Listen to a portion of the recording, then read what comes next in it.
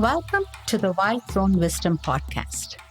I'm Vinutha Mohan, your host and a licensed marriage and family therapist from the Bay Area, California, specializing in trauma and attachment repair.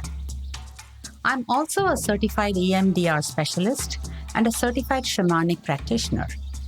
Beyond therapy, I create spaces for authentic connections, teach workshops, blog, and offer spiritual healing. Being a therapist and a healer is my life's calling, and I look forward to sharing my journey with you.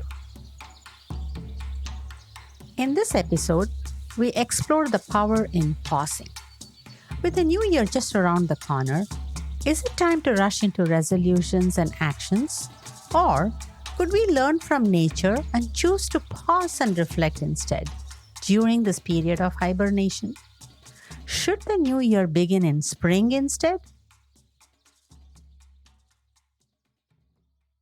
Following my last podcast on the winter solstice, I want to talk about the power of the pause. Nature teaches us that fall or autumn is the time to let go, and winter is the time to go within, to rest, reflect, and restore. Most animals in nature hibernate at this time. However, as humans, we start gearing up for the new year, make resolutions, dig deep for motivation to set new goals for ourselves. Unfortunately, this doesn't quite line up with nature. I have often wondered if a calendar year should start in April as opposed to January. After all, that is the beginning of spring and new growth. In fact, in the south of India, where I come from, we actually celebrate our new year around mid-April, April 14th. Perhaps our wise ancestors knew a thing or two about life. So, how would it feel to actually pause at the beginning of this new calendar year rather than spring into action? What is the power hidden in pausing?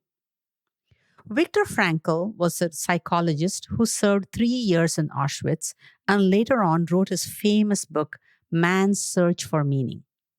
One of his many famous quotes talks about the power of pausing.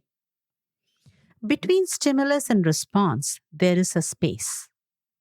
In that space is our power to choose our response.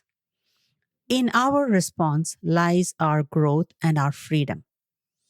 Often, I get a lot of queries about when it is imperative to take action and when it is appropriate to let go and how to know the difference. Both great questions. I, for one, took a much needed pause myself from doing, and I'm back recharged to talk about the power of pausing. Victor's quote gives us some tips on this subject. The first thing we have to do in any situation is pause. This pause opens up the space between reacting to any situation and responding to a given situation. This space is so powerful in life. In this space, many things happen. First, it helps us calm our reptilian brains, which can go into the reactive and primitive responses of fight, flight, or freeze. While this may have been the right strategies as hunters to survive in the jungle, it is not appropriate for our lives today. We no longer live in the jungles. There are no more saber-toothed tigers or monsters lurking around the corner. However, our brains do not know the difference between a real threat and a perceived threat, and therefore we see paper tigers everywhere on a daily basis.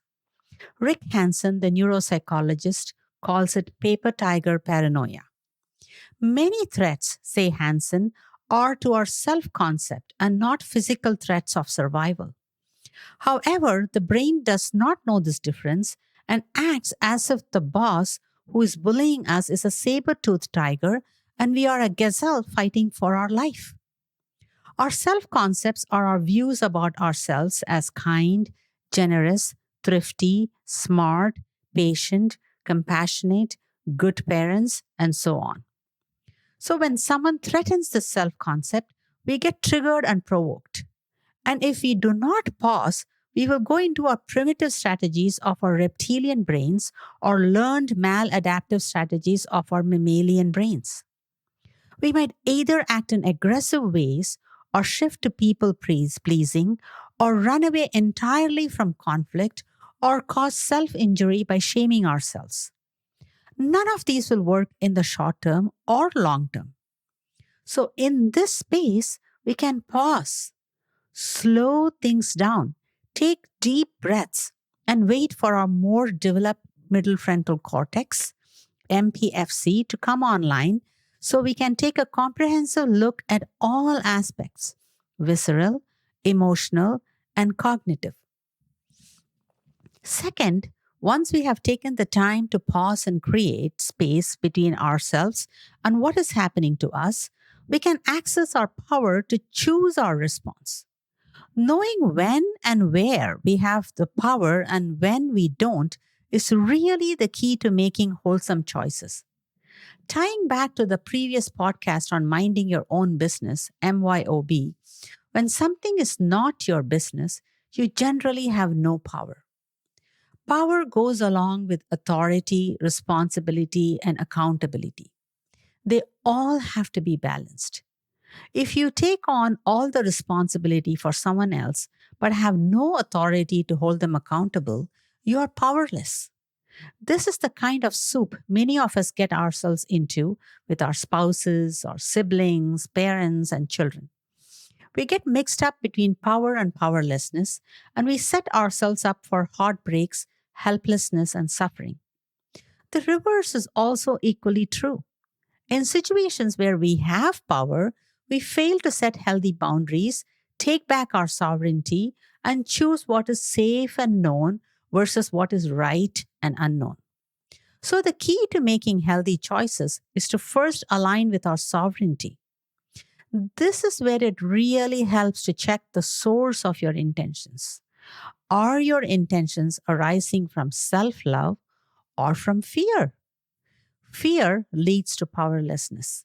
Love leads to power. Finally, it is important to make choices based on our healthy soul esteem, which is built on truth, virtues, and values. As it is said, seek thy truth, and the truth shall set you free.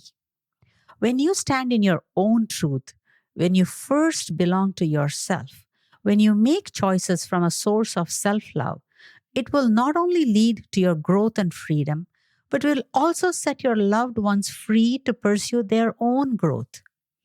So this year, take a different approach to January. Take time to pause, to reflect back on the year gone by, to go within, rest, rejuvenate yourself in silence, and wait. Allow the spaciousness of that pause to guide you. Wait for the soft voices of wisdom to bubble up from deep within. Let those whispers of your soul offer you a path forward in the new year. Wishing all of my listeners a very healthy and happy new year. Thanks for listening to this episode of the Wild Crone Wisdom. In this series, we delve into the journey of our spiritual essence having a human experience. While many social scientists study human emotions, thoughts, and behaviors, and others explore transcendental experiences, few bridge the gap to help embody spiritual wisdom in everyday life. I call this the psycho-spiritual path. Through this podcast, I hope to share bite-sized practical insights for navigating life as an empowered sovereign being.